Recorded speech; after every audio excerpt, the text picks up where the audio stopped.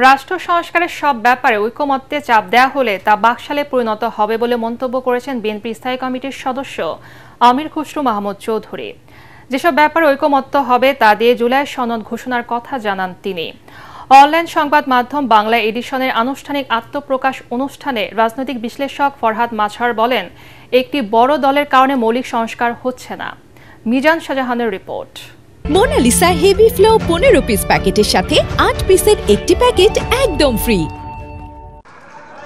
প্রবাসী সাংবাদিক ইলিয়াস হোসাইনের নেতৃত্বে একদল পেশাদার সংবাদকর্মী নিয়ে আত্মপ্রকাশ করেছে নতুন অনলাইন সংবাদ মাধ্যম বাংলা এডিশন। বাংলা এডিশন কিভাবে এগিয়ে যায় সেটাও আপনাদের দায়িত্ব।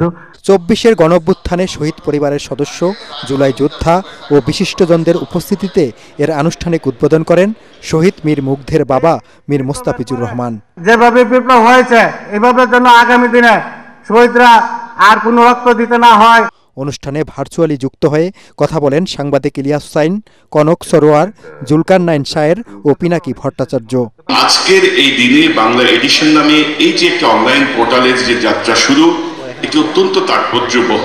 বাংলা এডিশনের যারা স্টাফ আছেন তাদেরকে দেখছেন, এরকম এক ঝাঁক তরুণকে নিয়ে আমি স্বপ্ন দেখেছি। এই দেশের মানুষ যা দেখতে চায়, যেটা মানুষ শুনতে চায়, সেটা আমার এই প্রতিষ্ঠানের মাধ্যমে আমরা শোনাবো ইনশাল্লাহ। এখানে বাংলাদেশের রাজনৈতিক দলের সমস্ত প্রধান নেতারা আছেন, আমার অত্যন্ত প্রিয় আপনারা। মাঝে মাঝে আপনাদের সাথে আমার কিছু টেনশন তৈরি হয়, আমি হয়তো নিজেও তৈরি করি। এটা ভালোবেসে, এটা প্রত্যাশা থেকে, এটা শত্রুতা থেকে না। আপনারা সবাইকে এখানে দেখে খুব ভালো লাগছে, আমি বেশ আনন্দিত। পরে স্বাগত বক্তব্যে সমাজ কল্যাণ উপদেষ্টা শারমিন এস মুর্শিদ বলেন, বিশ্বের কোনো দেশেই শতভাগ সাম্য প্রতিষ্ঠিত হয়নি। ৭১-এর পর আমার দৃষ্টিতে আমরা স্বাধীনতা এনেছি।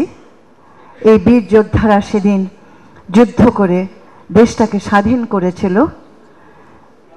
বারবার এই কথা বলি, আবারও বলছি, দেশটিকে আমরা গড়তে পারিনি।